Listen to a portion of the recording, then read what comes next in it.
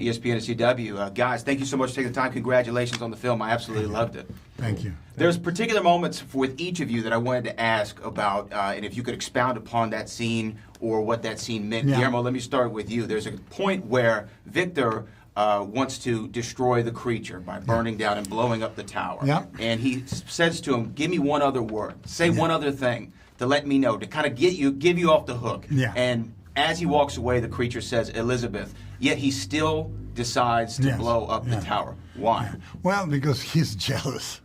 You know, any other word. You know, there's a great scene in a Buñuel movie called Elle where he says, tell me something you don't like about me. Surely I can improve. And the wife says, no, everything's great. Surely there's something. No, everything. I love you. Just one thing. He says, well, you are a little intolerant. Anything but that. Not the same character. But Victor, he says, you know, he is jealous of him and Elizabeth. So if the only other word the creature knows is Elizabeth, you know, there's a very strange phenomenon of fathers getting jealous of the sons when the fathers are in their 60s and the sons are in their 20s. And that's basically Victor and the creature. Why him? Why not me? Wow. And you know what, though? Also, there's a moment with Victor where he chains the creature down in the dungeon, and then he comes up and sits on the stairs. And I heard y'all say that this character had no doubts. But in that moment, he almost looks like a mountain climber who just climbed Everest and completed his life's mission, and now is somewhat regretful and doubtful and doesn't know what to do next. What did that scene mean to you? Well, that's exactly right. So that's the moment where, you know, the emptiness suddenly comes with this idea that if I can just do this one thing, then everything will make sense. And he does the thing, and nothing makes sense. And so, I remember we did that. Actually, what was in my head at that moment was the Tomorrow and Tomorrow speech from Macbeth, which is the same kind of just this nihilistic feeling that the foreboding. It's like he still has to live with himself, and that's the thing that he can't stand.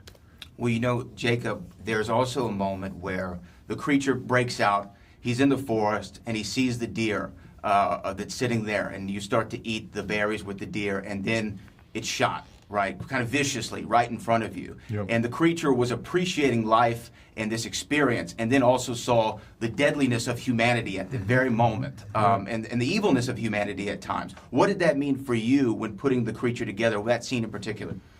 I mean, it's one of the first moments, like as a child, when you learn that the world is not designed for you. You know, it's your shock into consciousness, and you start to learn, you know, more about the place that you have been like shot into. You know, it's a moment of like horrible consciousness.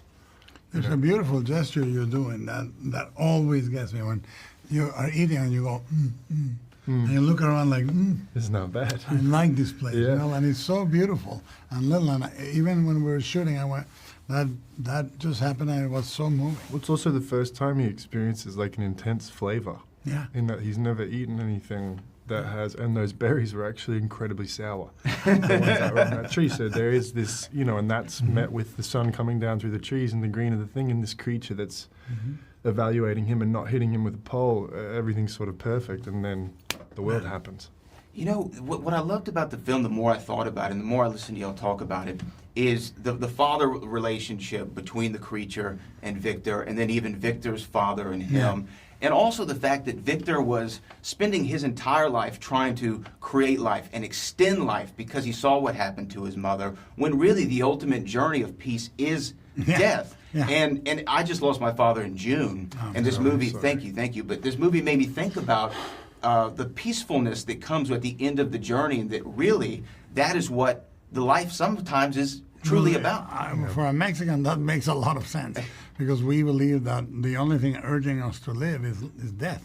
And I think what is very ironic with Victor is he's so worried about preserving life and not living it. Yes. You know, he's like, more life.